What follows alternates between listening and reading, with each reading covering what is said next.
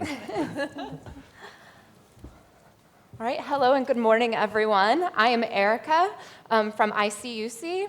We realize that we are standing between you and the next coffee break, so we hope to energize you in our next 15 minutes, but we will also hopefully keep it very, very brief. If you're unfamiliar with me or ICUC, we build global engagement strategies and do brand safety monitoring. For many of you in this room, we work with SaaS platforms, your agency partners, and some of you all directly.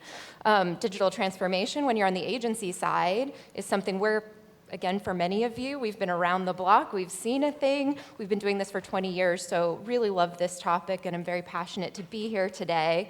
And I'm joined with Adela Schulz from UCB, 10 years experience in pharma marketing. She leads Omnichannel, strategy and operations, and again, a wealth of knowledge with so much experience in digital transformation. And then Dr. Alexey Cherchago, SVP and head of global commercial excellence at Glenmark. And if you're unfamiliar with him or his experience, 20 years in pharma, in the chemical sector, leading transformation programs as well. So a lot of information for you with our experience shared on the stage.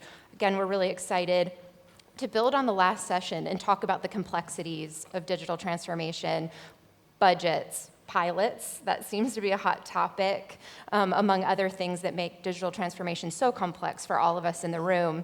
And so our goal in our 15 minutes, quick, actionable insights for you. I think that's just an important thing when you have 15 minutes. What can you walk away with and write down on paper when you have some of these challenges? So we're going to get right into our questions, and we're going to start just, Adela, with you. Can you talk a little bit from your experience about the transformation journey and just the mindset that we have around digital transformation?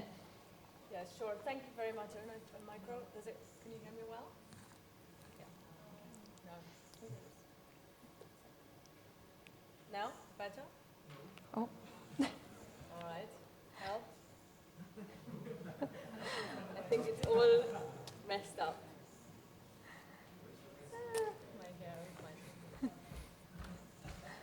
It's ready for a coffee break, too. I should try mine. Yeah, probably, Alexey, why don't you go ahead? It's okay, yeah? Hi, guys. Hello. Hello, everyone. So I can try speaking loud, if you can hear me. So maybe I'll start off, because I know the time is running. So first and foremost, I would try to refer always as transformation, because already the digital transformation ahead of it is sometimes the pitfall, right? I mean, digital is the enabler, but by no means the end. I typically like to talk about transformation in terms of mindset, skill set, and tool set, or people, process, and technology, as we more commonly like to refer to it. And the tool set, so as Dario said. We're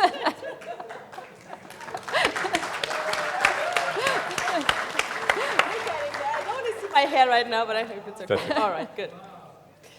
Thank you very much. Agility in practice, yeah.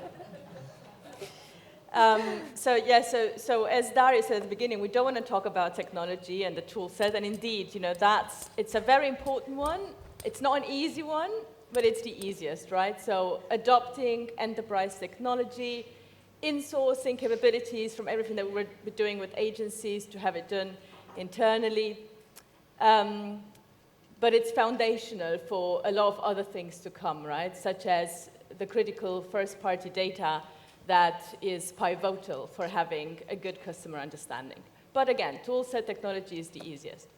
The most challenging one, indeed, the people process part, especially the mindset part.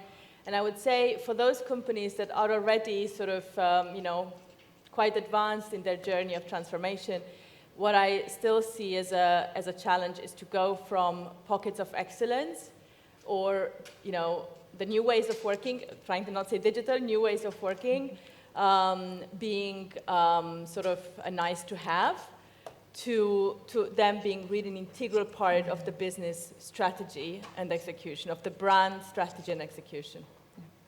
Alexey, what about you with your experience? I think it's a quite important point. Try to ensure transition of some achievements of transformation into the competitive advantage. You know, very simple example, we have great insights about our customers, we collect these insights on the regular basis, but if it is not reflected in the way of engagement, then nobody can benefit from this, you know, satisfaction would not be positively impacted. And another element, quite important one, we touched it diligently, you know, in the previous sessions. Transformation brings disruption, and business tries to push it back. If we are not very solid with, so to say, short-term wins, that we cannot support overall journey, overall transformation. I think this is quite important, a critical element here. I think anytime there's disruption, we're going to have pain points. And so this is a very hot topic for many of us in the room. Alexey, can you tell us a little bit about just some of the pain points that come with transformation? The first one I already mentioned, this is ability to bring some short-term wins, and since the whole organization should be behind this transformation, it's really important, you know, to ensure that together with some strategic, big, bold objectives, so to say, right, we are able to bring some small milestones. The second element, I think, also quite important, is a proper organizational infrastructure. Chief Transformation Officer, change managers, you know, change management, you know, behind the overall process. It's really, really important. Otherwise, very difficult to ensure sustainability of our activities. What else? I would not underestimate and overestimate technology. Sometimes we spend too much time thinking about how we are doing this stuff, and business objectives are not clearly defined. And the last point, probably it's, I don't know whether I should put it the first or the last one.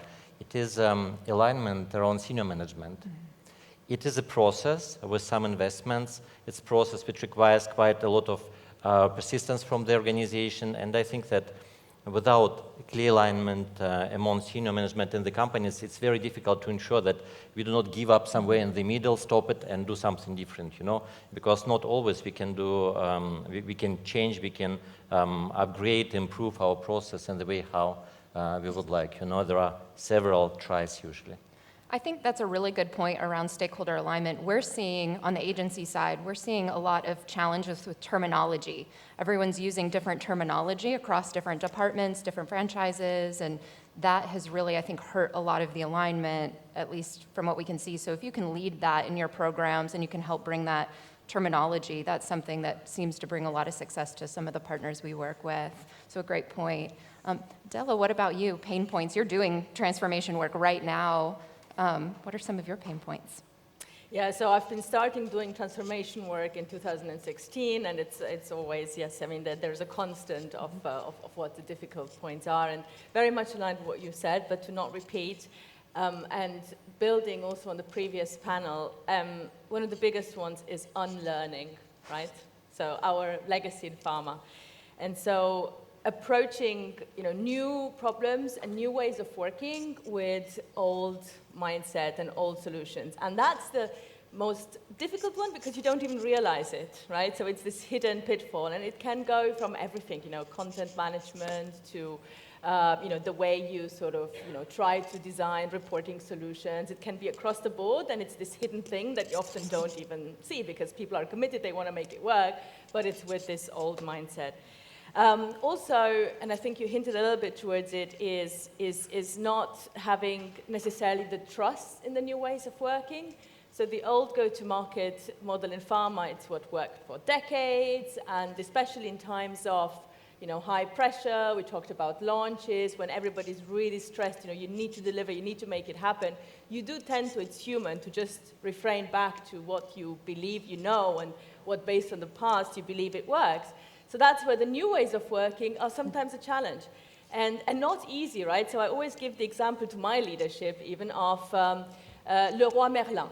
So Leroy Merlin is a French-based, but it's quite big, I think it's beyond France, brick-and-mortar store.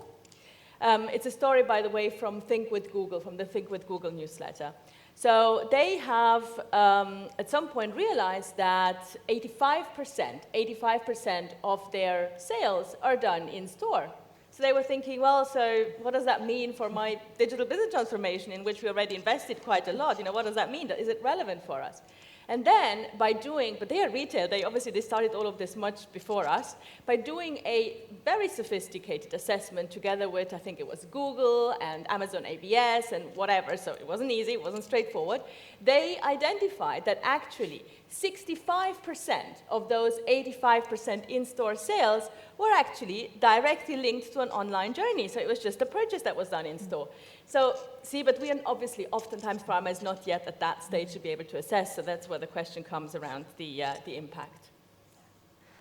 Yeah, so many anecdotes and so many stories, and again, thank you for sharing that. Mindful of cappuccinos, so last question, and really important, key takeaway, and Dario's time, we very mindful of that. But just key takeaway, if you were sitting and implementing this day to day, what would be your biggest takeaway for our delegates? Adela, how about we start with you? So I would have 3 points.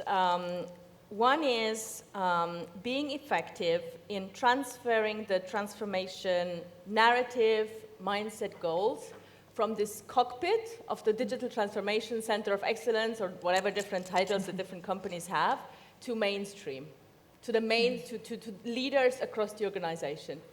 So what I mean with that is that it doesn't help if, the Digital Center of Excellence, has this amazing vision, perhaps even with some consultants still on board about, it's all about customer experience, so the real vision of, what we're trying to achieve. But then critical leaders such as, brand directors or other critical leadership functions in the organization think that the transformation is all about platforms, or all about doing that fancy Medscape campaign, or about hybrid reps, right? So that would not be sustainable. So I think we need to find a way to have, whatever it is, leadership program or whatever, but leadership across the organization needs to all be aligned to have the same sort of narrative and the same understanding, so that they are our advocates and supporters everywhere versus bystanders of those digital change agents in the organization. That's point number one.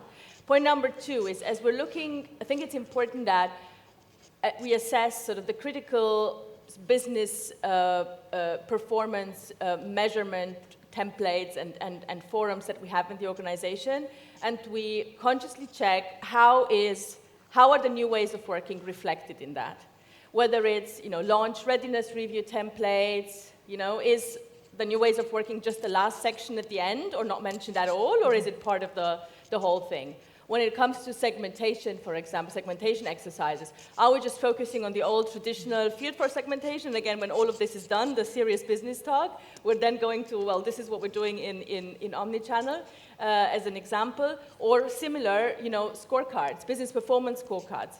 Are we really putting them together versus the old way, financial and field force performance, and then again another scorecard that nobody looks at, which is the new ways of working. And I had a third point. What was it linked to that? So the importance, this is across the board, but to really be very disciplined in measuring, right? What you don't measure doesn't exist. Measuring leading and lagging indicators, and here I refer with leading at adoption indicators. So very concrete examples, random but very concrete examples. So for example, if we think that it's important to produce omnichannel content, right? We have content producers across the organization. We have to measure, first put in place governance and guidance, and then measure to what extent all these different content producers are always recycling their content, be it an event, be it from a congress, and creating bite-sized content out of it, as an example. Or if we think that it's very important to work based on empirical insights, let's make sure that all those campaign journey owners across the organization are building their journey in a way that with every touch point we are gathering insights that are relevant to our strategy. Great points indeed, and maybe a couple of additional points from my side. First of all, to be relevant. To be relevant with all transformative activities for your team, for your company, as well as for your customers, the first one. And the second one is to be persistent, to be patient. This is usually all transformative activities are quite new for the company. Therefore, we can hardly do everything perfectly fine from the first time, right? And when you do not see impact, within the first month, most probably we should think about either a broader or smaller scope, or maybe bringing some additional experience into the team. Otherwise, it's very difficult actually to find out your own way, during transformation process. Yeah, great points. I think alignment, persistence, measurement, all things very important. We don't have time for Q&A in our session, but we'll be in the back if anyone has any questions for us. But thank you for having us, and we hope you enjoy your coffee break. Thank you.